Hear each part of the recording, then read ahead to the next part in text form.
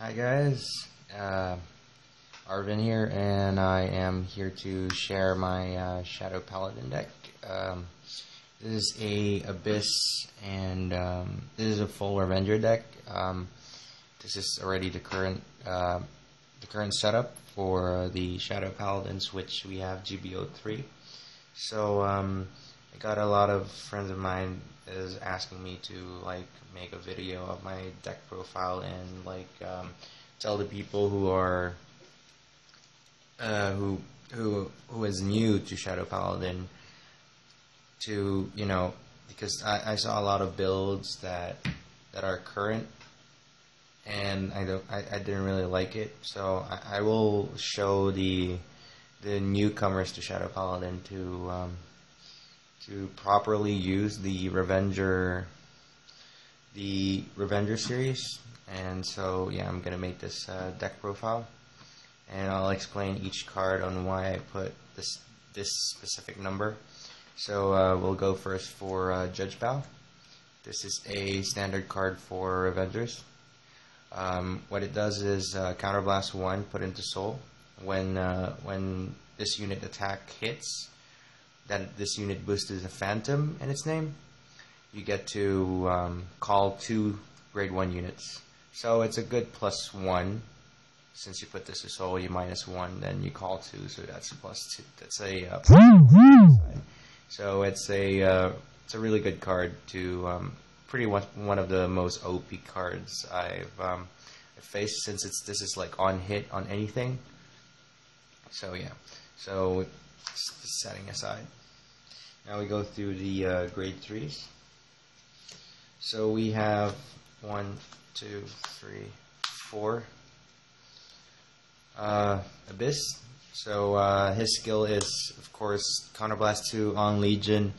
Sacrifice 3 Revenger cards. Again, I repeat, 3 Revenger cards, and stand this unit again. So really good card. I love how this plays. I mean, before it was before I thought it was bad because it's on Legion skill, so you can only do it once. So technically, it's a vanilla afterwards. But I see the point why they try to do this on Legion, because it's really good. You get to filter your deck every time you draw a grade 3. So everything you draw from your every grade 3 you draw is an asset. So that's the first grade 3. Now we go for 4 Mortred Phantoms. A lot here. This is where the build gets a little bit complicated. A lot of people would like to go for 2 Phantom Blaster Dragon, the Break Ride, and 2 of these, or sometimes they go for 4 or 4. The dilemma here is I don't really like having the Revenger name out of it.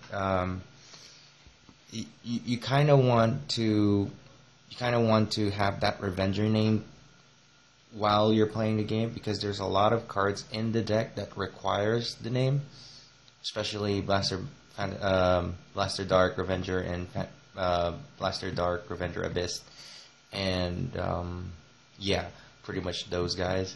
And there's like one guy that I will it's new to the set that I will introduce to you later on, but it is crucial for the Revenger name. So you'll get the reason why I would like to have nearly everything Revenger in the latter part of the video. But yeah, so 4 Mortar Phantom Revengers. So now let's go to grade 2s. This is where the odd plays comes in. This is where a lot of people would react, since there's a new really good grade 2 for Shadow Paladin, which is Maka. Tell you honestly, I don't have Maka in this deck because it's a counterblast. It's a waste of counterblast. I would love to use a counterblast just for Abyss, Diablo, or Arrow Gazer, and they pretty much eats up all the CB, and There's one game that I keep on restanding. Like, I used up all my Abyss, and believe it or not, I use all 4 Abyss, restand nearly 4 times the game, and even broke road. So, and even had like enough counterblast to retire a lot. So it's a yeah, having Maka in there would just cough up the excess counterblast. So I have here a tech. This is Algit Revenger, Terion. I don't know how to pronounce it. Okay, but his skill is that's why this is a tech, because I rarely use his skill. His skill is Counterblast 1 when your Vanguard Legion. You may pay the cost. If you do, choose one of your Vanguards, and until the end of turn, it gets this skill. When this unit attacks a Vanguard, your opponent chooses one of his rear guards, and you may retire it. If he or she does not, until the end of battle, your opponent can't call cards from his guarded circle. So pretty much like a Diablo skill, but on Abyss skill. But that's why I put this on a tech, because this is kind of like my substitute for Blaster Dark Revenger to retire front row sometimes. And yeah, if I don't have him, I could put him in the rear guard and just activate his skill, and then pop two more rear guards, and that's already a +2 on my end, since he has to retire one of his rear guards, and at the same time guard. Of course, you're not going to use a skill if you know he's going to take. So just keep this in hand. Just use it for tech, and if you have enough counterblast, you can use this skill and pop more rear guards as much as you can. And afterwards, you can just sacrifice him. This is just really just a tech. I rarely use this. It's like 3 out of 10 games that I use this skill, because most of the time I run out of counterblast anyway. So yeah, attack. And of course, we run the static 4 Blaster Dark Revengers. This is one of my trump cards, because he's the one who unflips the damage for me. Sometimes takes out the front row to set up Diablo. So sometimes they put like 3 rear guards, and I have 3 counterblasts. It's enough to kill like it's enough to do it OTK on the 3rd damage. And since my trigger lineup is pretty much different from the other Revenger decks deck profiles, and I'll show you why. But yeah, for Blaster Dark Revengers, just because the unflip for free is always there. You can set up any other plays afterwards. You can maybe not use his skill, just use him just for the unflip, and use Blaster Dark Abyss to use that counterblast you just unflip to kill one of important rear guards like Laurel or Doreen from Dark Irregulars, or any threat grade 1, which there's a lot currently in the meta. So I would love to have that consistency of retiring and unflipping at the same time. So the 4 Blaster Dark Revengers, and we have a static 4 Blaster Dark Abyss. Love this card. It's a really good card. Like turn 2, I could kill up a maybe a Cat Butler, or a starter that is really a threat like the Aquaforce, like a Judge Bow as well. If I'm battling a Shadow Paladin Mirror. So yeah, this is really good for my my control and consistency. And it's a counterblast 1. It's cheap, so I could use it turn 2 and probably heal that counterblast that I use, or I could put up a Doreen and Blaster Dark column and unflip that counterblast that I use, and I could still use full bow skill on that turn. So a really good combo. I like it. The flexibility is there. So yeah, 4.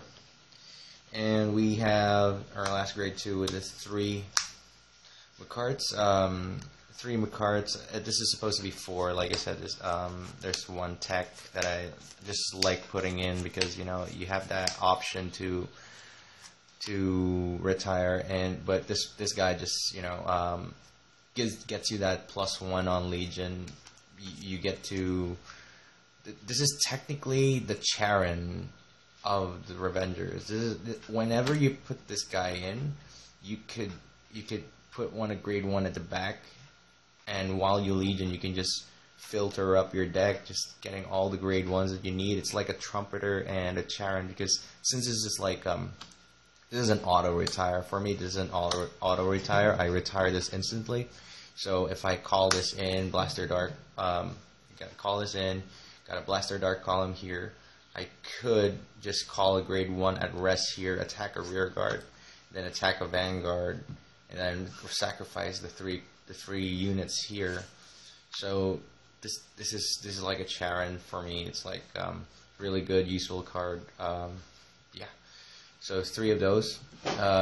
Yeah, just 3 because nobody really survives 3 restands unless you're OTT or anybody that has a really big cards in hand. But other than that, nobody really survived that long. And if you want to conserve a card because you didn't draw it or anything, you can just retire the other column, just save this guy and have this column being pumped up by triggers by double restand from Abyss, or you can have the you can have 2 here, have Hour Gazer skill, then put all the triggers in this column and having to attack one more attack with a really big trigger pump. So yeah, that's 3. Now we go to the grade 1 lineup. Pretty standard. I have 2 Sword Breakers. Just 2.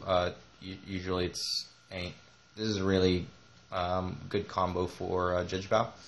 So if I don't pull up Judge Bow, I have my Strides to take this out of my deck. A lot of people does it with Maka, so it's Counterblast 1, I'll call this, and then he just used the skill, Soul Blast 1, draw a card. I really like the idea, but technically there are a lot of ways. Like majority of the time, Judge Bow will hit. Majority of the time. There was like out of 10 games, you can hit Judge Bow by 8. So that's an 80% chance that you will hit Judge Bow, unless of course you're Kagero. That will be a 4 out of 10 or 3 out of 10, depends on what the build is. But there's still a chance. I mean, you still have that one stride that can call this, but technically this is not a mandatory. You draw a lot already. I mean, Abyss is already a +1 on your hand, and you just retire 3. It's totally fine. So drawing cards is not really a big deal. You have Hour Gazer as well that could let you draw. So yeah, if you pull this off, then great. If you don't, it's totally okay.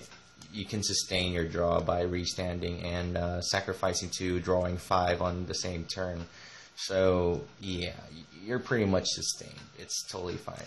So 2 is okay. So we go for the got 4 of the new Perfect Guards. I chose this over the Revengers because of the inflict. Imagine you having complete access to your counterblast, which you can utilize each and every time. You have like, if I have like 4 damage, and like I have a Perfect Guard that unflips. That's like, for example, I only have 1 counterblast open. I could use the Perfect Guards to unflip a damage for me, and if that happens, I could go Abyss next turn without even using my Blaster Dark Dorint column as of the moment. Or I could have that option if I have 2 counterblasts and my opponent has only a column, like there's 2 rear guards. I could go Stride, Counterblast 1, go for Phantom Blaster Diablo skill, and go for maybe Abyss or Blaster Dark Revenger column, and then pop a rear guard and try to go for the OTK. So this build is mainly for setup for Counterblast. I like to set up my Counterblast to either do an OTK or do a pressure attack with Abyss. So that's why I would like to have Perfect Guards like this. Other people said like they would like normal Perfect Guards because you get perfect guard to rear guard, and then the Dimension Police would not manipulate the low rel ability or the or even the X attacking a rear guard. You can't perfect guard it. There's always a remedy for that, and since this is a Shadow Paladin deck, you can retire your front row, and once you do, they can't do anything. They have to attack your vanguard. So if you're fighting against DP, just retire your front row, problem solved. That's it. You pretty much don't really need to be afraid of low rel or anybody who is attacking a rear guard, since it's really just, you know, just sacrifice your front row. You don't have a problem anymore. So PPG, good for today. Okay, now you might be wondering what will be my next grade 1, and might be wondering why I don't like to put Trumpeter. Here is my grade 1. A Revenger 10k beater. Why?